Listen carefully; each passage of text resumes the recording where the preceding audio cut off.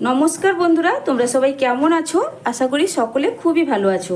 Pampa simple কুকে আমার সকল বন্ধুদেরকে স্বাগত জানাই। বন্ধুরা, প্রতিদিনের মতো চলে এলাম আজকেও তোমাদের সঙ্গে খুবই টেস্টি এবং ভীষণ হেলদি একটি টিফিন রেসিপি শেয়ার করতে, যেটা 10 মিনিট সময় থাকলেই তোমরা ঝটপট তৈরি করে ফেলতে পারবে। তো বাচ্চাদের স্কুলে টিফিনে হোক কিংবা সকালবেলা জল খাবার, তোমরা যে কোনো সময়ে ঝটপট বানাতে পারবে। আর এইভাবে বানিয়ে ফেলে বাজার থেকে কিনে আনা এগরোল কিংবা বার্গার, পিৎজা বাচ্চারা একদম বায়না করবে না। তাহলে চলো বন্ধুরা, কিভাবে বানালাম সেটাই তোমাদের সঙ্গে শেয়ার করে ফেলি। একটা লাইক দিয়ে ভিডিওটা সম্পূর্ণ দেখার অনুরোধ রইল। আশা করছি আজকের রেসিপি দেখার পর তোমাদের ভীষণ ভালো লাগবে। তাহলে কথা না বাড়িয়ে রেসিপিটি শুরু করছি। আজকের রেসিপির জন্য সবার প্রথমে একটা মিক্সিং বোলের মধ্যে দিয়ে দিচ্ছি একটা মিডিয়াম সাইজের বাটির মাপ ধরে 1 বাটি আটা। আটার সঙ্গে আমি দিয়ে দিব ওই একই বাটির মাপ ধরে হাফ বাটি ময়দা। আমি এখানে হাফ বাটি ময়দা ব্যবহার করলাম 1 বাটি আটার সঙ্গে। তোমরা কিন্তু চাইলে শুধুমাত্র আটা দিয়েও রেসিপিটি বানাতে পারো, যারা একদম ময়দা পছন্দ করো না। এবার দিয়ে দিচ্ছি স্বাদ মতো লবণ। এবার দিয়ে দিচ্ছি 2 চামচ রান্নার রিফাইন্ড অয়েল। এবার হাত দিয়ে ভালো করে সব কিছু মিশিয়ে নেব। আজকে তোমাদের সঙ্গে খুবই সহজ আর ভীষণ হেলদি টেস্টি একটি টিফিন রেসিপি শেয়ার করছি বন্ধুরা। আর অল্প সময়ের মধ্যে কিন্তু বানানো হয়ে যায়। তোমরা এটা বাচ্চাদের স্কুলের টিফিনে কিংবা বড়দের অফিসের লাঞ্চ বক্সে বা ঝটপট তোমরা সকালের জলখাবারেও বানিয়ে ফেলতে পারো। দেখবে বন্ধুরা, এইভাবে যদি বাচ্চাদেরকে বানিয়ে দাও তারা তো খুব খুশি হবে। আর বাজার থেকে কিনে আনা এগরোল, মোগলাই কিংবা বার্গার, পিৎজা এগুলো খাওয়ার কথা কিন্তু একদম ভুলে যাবে। এটা এতটাই টেস্টি হয়। তো দেখতে থাকো আমি কিভাবে সহজ পদ্ধতিতে অল্প উপকরণে বানিয়ে দেখাচ্ছি। একবার দেখলে তোমরাও কিন্তু খুব সহজেই বানিয়ে ফেলতে পারবে। উপকরণ কিন্তু খুব বেশি লাগে না, 2 থেকে 3টে উপকরণ হাতের কাছে থাকলেই তোমরা ঝটপট বানিয়ে ফেলতে পারবে। তো দেখো, তেলটা দেওয়ার পর খুব ভালো করে আটা ময়দার সঙ্গে মিশিয়ে নেওয়া হয়ে গেছে। এবার আমি জলের ব্যবহার করব। তো খুব বেশি জল দেবো না, অল্প অল্প করে জল দিয়ে একটা মিডিয়াম ডো রেডি করে নেব। আর এই যে জলটা ব্যবহার করছি নর্মাল টেম্পারেচারে থাকা জল। তো ডোটা কিন্তু একদম ভালোভাবে রেডি হয়ে গেছে। ঠিক এইভাবে একটা মিডিয়াম ডো রেডি করে নিয়েছি। এবার আটার এই ডোটাকে আমি ঢাকা দিয়ে এক সাইডে সরিয়ে রেখে দিচ্ছি। খুব বেশিক্ষণ না, আমি 3 থেকে 4 মিনিট মতো এক সাইডে সরিয়ে রাখছি। এবার একটা বাটির মধ্যে আমি 3টে ডিম ফাটিয়ে নিয়ে নিয়েছি। এবার এর মধ্যে দিয়ে দিব সামান্য একটু লবণ আর দিয়ে দিচ্ছি অল্প একটু গোলমরিচের গুঁড়ো। লবণ আর গোলমরিচের গুঁড়ো খুব ভালো করে ডিমের সঙ্গে মিশিয়ে নেব। তো ডিমের মিশ্রণ একদম রেডি হয়ে গেছে। এবার এটাকে আমি এক সাইডে সরিয়ে রেখে দিচ্ছি। গ্যাসে একটা ফ্রাইং প্যান বসিয়ে দিয়ে 1 চামচ মতো রিফাইন্ড অয়েল দিয়ে দিয়েছি। এবার তেলটাও গরম হয়ে গেছে। এবার আমি যে আগে থেকে 3টে ডিম এইভাবে ফেটিয়ে রাখলাম, তারপর এই ডিমটা এর মধ্যে দিয়ে দেব। এবার এই ডিমটাকে কিন্তু ভুজিয়ার মতো করে ভেজে নিতে হবে। তো দেখো, যেই দিকটা একটু টাইট হয়ে গেছে সেটা কিন্তু একটু উপরের দিকে এক সাইডে সরিয়ে এনে আবারও যেই দিকটা একটু লিকুইড অংশ আছে সেটা কিন্তু সাইডে সরিয়ে নিলাম। আর এই ডিমের ভুজিয়া ভাজতে তো খুব বেশিক্ষণ সময় লাগবে না। ডিমের ভুজিয়া খুব বেশিক্ষণ কিন্তু ভাজবো না, তাহলে আবার বেশি ভাজা ভাজা হয়ে যাবে, শক্ত হয়ে যাবে, খেতে বেশি ভালো লাগবে না। তো হালকা যখন একটু নরম নরম থাকবে তখনই কিন্তু আমি নামিয়ে নেব। তো একটু ভাঙা ভাঙা ঝুরো ঝুরো করে দিচ্ছি। এবার এটাকে একটা প্লেটের মধ্যে আমি তুলে রাখছি। এবার আগে থেকে যে আমি ডোটা মাখিয়ে রেখেছিলাম ঢাকনাটা সরিয়ে নিলাম। তো সরিয়ে নেওয়ার পর হাত দিয়ে আবারও একবার ভালো করে ঠেসে নেব। তো ঠেসে নেওয়া হয়ে গেছে। আর এখানে লেচিটা আমি 2 ভাগে ভাগ করে নেব। তো বড় বড় করে 2টো লেচি আমি কেটে নিলাম। এখানে আমার 2টো পরোটা রেডি হবে। এবার এখানে নিয়ে নিচ্ছি বেলন পিড়ি। এবার একটা লেচি নিয়ে সামান্য একটু আটার গুঁড়ো ছড়িয়ে দেব। দিয়ে এটাকে কিন্তু বেলে নিতে হবে একটু বড় করে। যেহেতু লেচিটা বড় আছে, রুটিটাও কিন্তু বড় করে একটু বেলে নিতে হবে।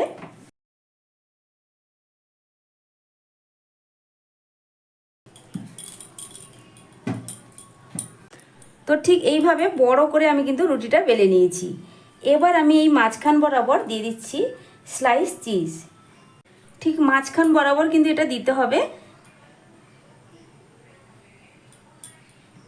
এবার আমি ডিমের যে ভুজিয়াটা বানিয়ে রাখলাম, ডিমের ভুজিয়াটা কিছুটা কিন্তু এই মাঝখান বরাবর এই চিজের উপরেই দিয়ে দিতে হবে।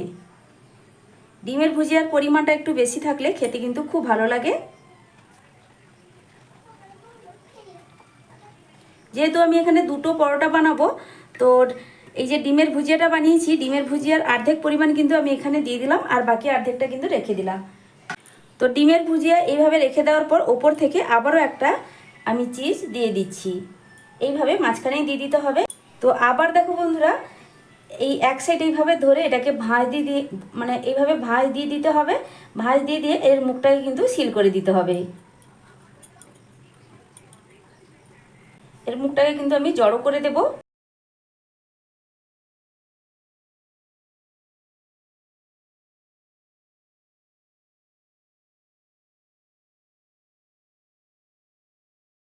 যে ঘুরিয়ে ঘুরিয়ে মুখটাকে কিন্তু সিল করে দিয়েছি, আর এক্সট্রা যে অবশিষ্ট আটার এই গুটলি অংশটা কিন্তু আমি বাদ দিলাম, না হলে এই যে একটা জায়গায় কিন্তু মোটা হয়ে যাবে। এবার হাত দিয়ে একটু এইভাবে ছড়িয়ে দিচ্ছি, দিয়ে এটাকে কিন্তু আলতোভাবে বেলে নিতে হবে। সামান্য একটু আটার গুঁড়ো ছড়িয়ে দিচ্ছি। এবার এটাকে একদম আলতোভাবে বেলে নেব।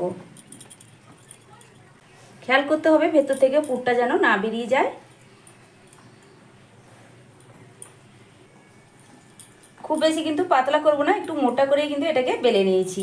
তো দেখো বন্ধুরা, একটা পরোটা কিন্তু আমার এখানে বেলে নেওয়া হয়ে গেছে। এবার এটাকে তুলে আমি এক সাইডে সরিয়ে রাখছি। ঝটপট আবারও একটা রুটি আমি বেলে নেব। সামান্য একটা আটার গুঁড়ো নিয়ে নিয়েছি।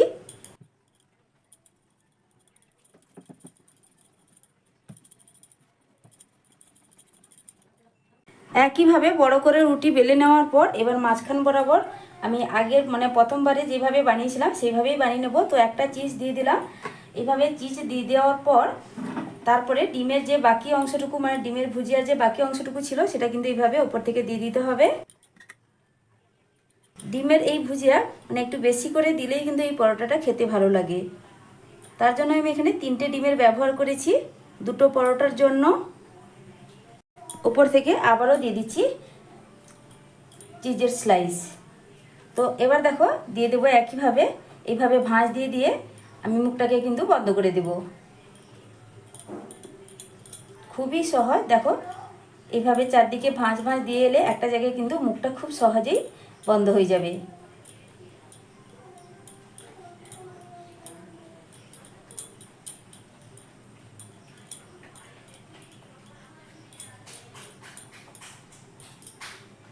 আর এই চিজ দেওয়ার কারণে পরোটাও ভীষণ টেস্টি হয় আর বাচ্চারা খুব পছন্দ করে। এবার ঘুরিয়ে ঘুরিয়ে মুখটাকে কিন্তু বন্ধ করে দেব। আর অবশিষ্ট যে আটার এই গুটলি অংশটা এটা কিন্তু আমি এইভাবে এক্সট্রা অংশটা বের করে দিলাম। এবার হাত দিয়ে চেপে চেপে একটু বড় করে দেব। তারপর এটাকে আলতোভাবে সামান্য একটু আটার গুঁড়ো ছড়িয়ে বেলে নিতে হবে।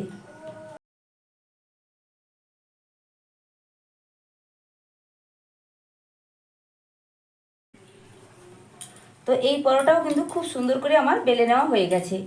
এবার চলো এই পরোটাগুলোকে ঝটপট এবার ভেজে নিতে হবে। এবার পরোটা ভাজার জন্য গ্যাসে একটা ফ্রাইং প্যান বসিয়ে দিয়েছি। তো যেটাতে আমি ডিমের ভুজিয়াটা বানিয়েছিলাম সেই প্যানটাই আমি বসিয়ে দিয়েছি। এবার আমি পরোটাটা প্যানের মধ্যে দিয়ে দেব। প্রথম অবস্থায় কিন্তু তেলের ব্যবহার করিনি, আমি কিন্তু একটু 2 পিঠ উল্টে পাল্টে সেঁকে নেব, তারপরে আমি তেলের ব্যবহার করব। এক পিঠ হালকা সেঁকে নেওয়া হয়ে গেছে, আবারও উল্টে দিলাম। এই পরোটাগুলো ভাজার সময় অবশ্যই গ্যাসের ফ্লেমটা কিন্তু মিডিয়ামে রেখেই ভাজতে হবে, কোনোভাবেই গ্যাসের ফ্লেম হাইতে রাখা যাবে না, তাহলে ভেতর থেকে কিন্তু পরোটাগুলো সুন্দর করে ভাজা হবে না।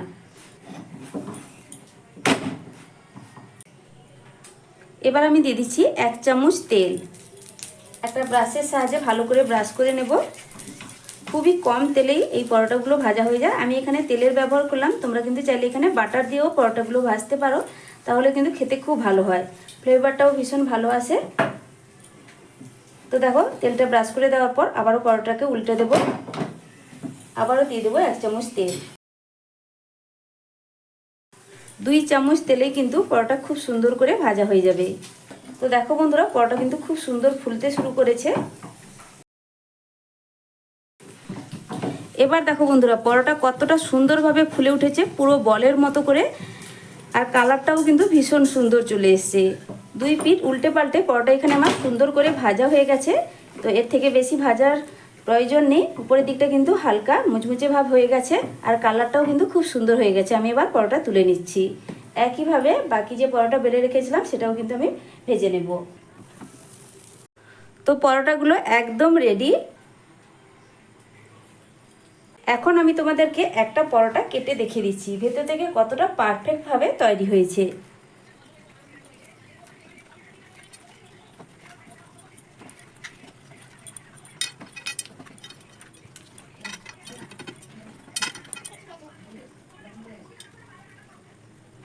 তো দেখো বন্ধুরা কতটা পারফেক্টভাবে পরোটাগুলো তৈরি হয়েছে। ভেতরে পুরো ডিম আর চিজের পুরে ভরা, একদম পারফেক্ট। বাচ্চারা খুবই পছন্দ করবে, সঙ্গে বড়রাও কিন্তু খুব পছন্দ করবে। অবশ্যই বাড়িতে বানিয়ে খেয়ে দেখো, তারপর কিন্তু আমাকে কমেন্ট করে জানাবে রেসিপিটা তোমাদের ঠিক কতটা পছন্দ হয়েছে বা বাড়ির সবাই খেয়ে কতটা পছন্দ করেছে। তো বন্ধুরা, আমার এই আজকের রেসিপি তোমাদের কাছে কেমন লাগলো অবশ্যই কমেন্ট করে জানাবে। ভালো লাগলে লাইক শেয়ার সাবস্ক্রাইব করে আমার পাশে থাকবে। আজকের মতো আসছি, ফিরে আসবো নতুন এক রেসিপি নিয়ে। তোমরা সকলে ভালো থেকো, সুস্থ থেকো। এতক্ষণ পর্যন্ত ধৈর্য ধরে আমার রেসিপিটি দেখার জন্য অসংখ্য অসংখ্য ধন্যবাদ আমার সকল বন্ধুদেরকে। আর নতুন বন্ধুরা কেউ আমার আজকে রেসিপি দেখে থাকলে, তো রেসিপি যদি ভালো লেগে থাকে তাহলে চ্যানেলটা ঘুরে দেখার অনুরোধ রইল। আমার চ্যানেলে নিত্য নতুন সহজ সহজ হাতের কাছে থাকা উপকরণ দিয়ে আমি প্রায় সময় টিফিন স্ন্যাক্স জাতীয় রেসিপিগুলো শেয়ার করে থাকি। যদি আমার রেসিপি পছন্দ হয় বা ভালো লাগে তাহলে চ্যানেলটিকে সাবস্ক্রাইব করে রাখতে পারো। তো সাবস্ক্রাইব করলে পাশে থাকা বেল আইকনটা প্রেস করে রাখবে, নতুন ভিডিও ছাড়ার সাথে সাথেই নোটিফিকেশান তোমাদের কাছে পৌঁছে যাবে। তাহলে আজকের মতো আসছি বন্ধুরা, টাটা।